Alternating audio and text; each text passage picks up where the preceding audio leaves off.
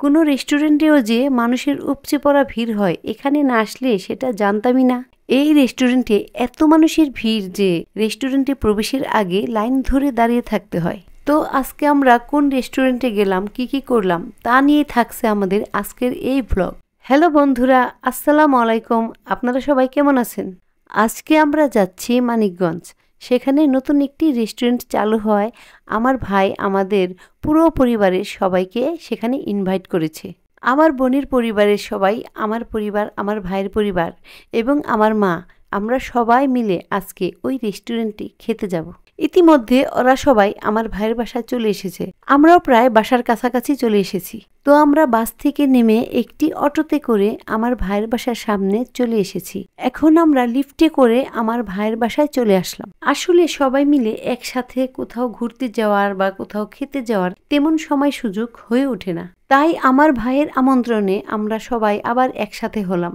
ভাইয়ের বাসায় একটু রেস্ট নেওয়ার পর আমরা রেস্টুরেন্টের উদ্দেশ্যে বের হলাম। এটা হলো আমার ভাইয়ের মেয়ে, আমাদের মিষ্টি পরি জান্নাত। আর এই হলো আমার বোনের বড় ছেলে রাফি। এটা হলো আমার বোনের ছোট ছেলে। সে মার্কেটের পাশে সাজিয়ে রাখা পুতুলগুলোর সাথে খেলা করছে।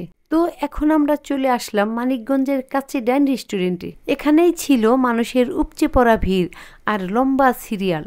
আমি কখনো কোনো রেস্টুরেন্টে এমন ভিড় দেখিনি। এমনকি বিয়ে বাড়িতেও মনে হয় না এমন ভিড় হয়।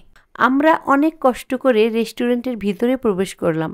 রেস্টুরেন্টের ভিতরটা অনেক সুন্দর, এর উপরের তালাটাও আরো বেশি সুন্দর, কিন্তু আমরা অনেক ভিড়ের কারণে উপরে যেতে পারিনি। রেস্টুরেন্টের ভিতরে ছিল প্রচুর পরিমাণে ভিড়। আমরা বসার জন্য কোনো টেবিল খালি পাচ্ছিলাম না। তাই আমরা টেবিলের কাছে দাঁড়িয়েছিলাম কখন এদের খাওয়া শেষ হবে, তারপরে আমরা বসবো। এই হলো আমার ভাই আমাদের সবাইকে ইনভাইট করেছে।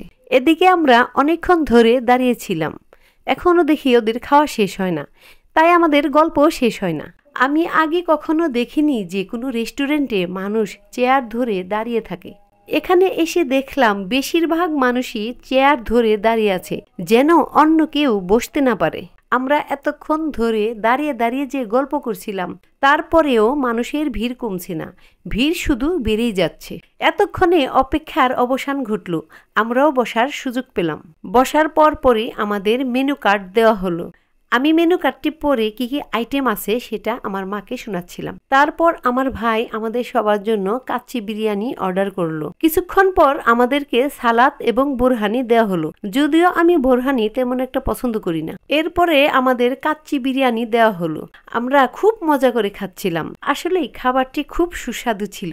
আমাদের এক টেবিলে জায়গা হচ্ছিল না, তাই আমরা আরেকটি টেবিল নিয়েছিলাম। সেই টেবিলে আমার বোনের ছেলে, আমার ভাইয়ের ছেলে ও আমার ছেলে খাচ্ছিল। তারপর আমাদের খাওয়া শেষ হলো। আমরা রেস্টুরেন্ট থেকে বাসায় যাওয়ার জন্য বের হচ্ছি।